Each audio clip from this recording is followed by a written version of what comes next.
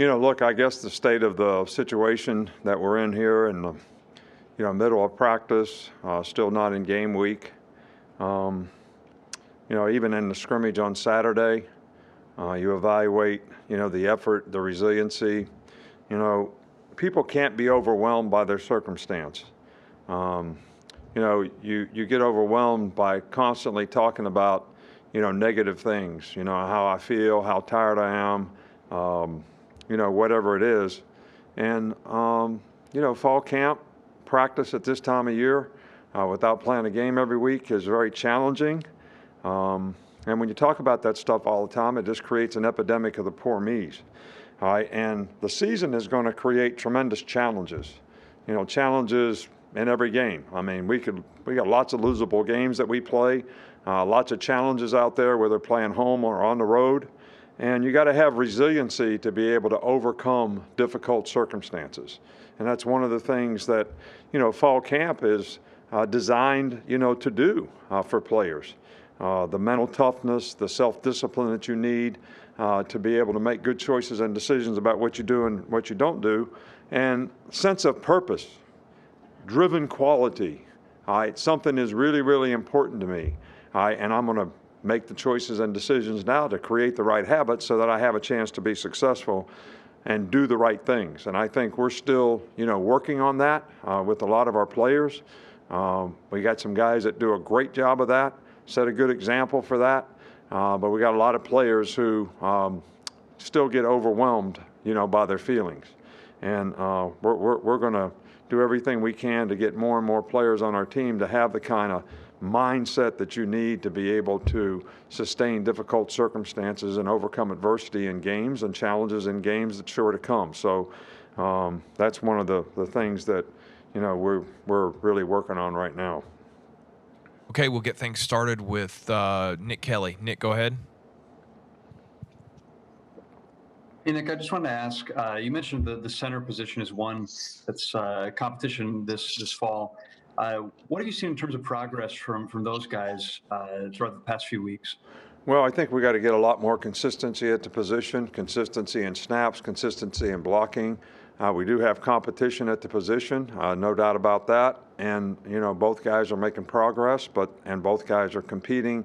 Both guys been a little banged up at times, so there hasn't been that, consistency that we'd like to see in terms of them being able to go out there every day and do what they got to do. But, it's a work in progress right now, and no decision has been made as to where we are as to, who's going to win that job. We'll go to Casa Grande, Michael.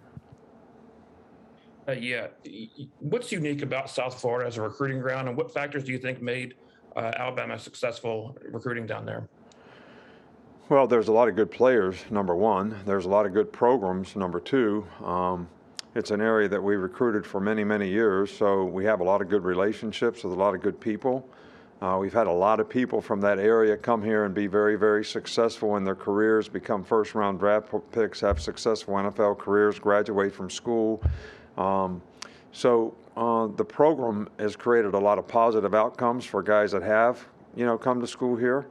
And I think players see that, and, that's why they're interested in the culture that we have here in terms of what we do to help players develop personally, academically, and athletically. And but I think the fact that there's a lot of good players there, a lot of good programs, a lot of good coaches, and we've done it for a long time and have a lot of good relationships probably is the foundation to the whole circumstance.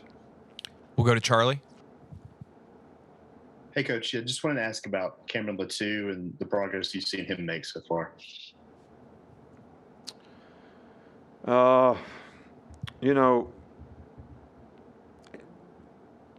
Guys are making progress, and young guys are I think this is harder. Some guys have more maturity than others, but everybody's making progress. We just got to get, the focus has to be on a standard where you get more consistency in performance, and that's for every player on the team. We'll go to Zach Braziller.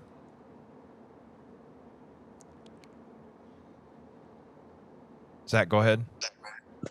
Nick, what so far, what do you like the most about Bryce? What impresses you just the most so far? Bryce has a really good knowledge of the offense. He's a very bright guy. He makes good choices and decisions. He has a really good feel in the pocket. And he's played really, really well. We want to continue to try to develop the kind of timing in the passing game that we need with the new receivers, with the people in the passing game, to do the little things right so that we can be a little more accurate, a little bit more consistent. But I think that's a combination not just of the thrower, but also of the route runner, because you're expecting him to do one thing and he does something else. So those are all things that we're working on really hard, but I've been really pleased with Bryce. I've been pleased with his attitude. I've been pleased with his performance. And we just got to get the people around him to play a little better on a more consistent basis. Mike Rodak. What effect, if any, do you anticipate the alliance between the ACC, the Big Ten, and the Pac-12 having on college football as a whole? I have no idea. I mean, I'm focused on, trying to get our team to ready to play a game, and I don't know. I can't answer any questions about any of this stuff that we're doing right now. We're just going to, whatever affects us, we'll have to adapt to, and that's what we'll be focused on, and trying to help our guys have a better chance to be successful. And I don't think what they do in the Pac-10 has got anything to do with that. We'll go to Michael Rothstein. Hey, Nick, I want to take you back a little bit to Toledo and Michigan State, if possible. We're going to start on Dean Pease, and I'm curious, what was it in Dean that you saw that made him such an attractive hire for you twice as a defensive coordinator? Who, Dean Pease? Yeah, Dean Pease. Oh, well, Dean is an outstanding coach, really good person, great family, sets a great example, very smart when it comes to, game planning, very good presenter, to the players. He's got really good leadership qualities, very good teacher, on the field. He's one of the top coaches that we've ever had on our staff on the defensive side of the ball, and I think the success that he's had, in the NFL, probably bears that out, as well as the great job that he did for us. We'll go to Cecil next. Cecil, go ahead. Coach, Derek King, the Miami quarterback, missed time due to injury last year, but when you look back on his film before he transferred and when he's played, what do you see out of their quarterback?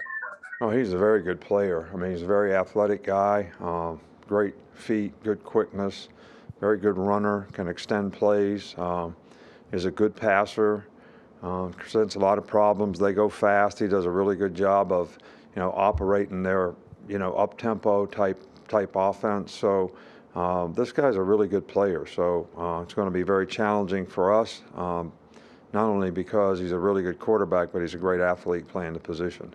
Okay, we got two more. We'll start with Tony. Yeah, Nick, earlier this month, you talked about James Burnup. He's a guy with a lot of different kind of kicks in his arsenal. How comfortable are you kind of letting him do those? Or are you just going to stick more to the traditional punts? Well, we basically have him, going over with the rugby team every day so he can play rugby and feel more comfortable, doing that, since we're so worried about him playing football. He's doing really well with the rugby part of it, so we'll see how that goes. But he's made a lot of improvement and a lot of progress in terms of feeling comfortable, and he does have a variety of ways that he can punt the ball, and he's pretty effective at it. Okay, we're gonna finish. Charlie, do you still have one? Coach, go, Charlie, if you've got one, go ahead. If not, we're going to finish up. I haven't stopped laughing. Yeah, I got to go to rugby practice right after this. It's not about rugby. I just want to ask about the corners and just the maturation you've seen from that group as a whole. Josh has had a good camp so far. He's got good knowledge and experience of the position. Some of the young guys have shown promise. I think they're still, maybe feeling their way a little bit, but they've shown some promise. Kyrie, Kool-Aid, those guys. Marcus Banks has done a pretty good job.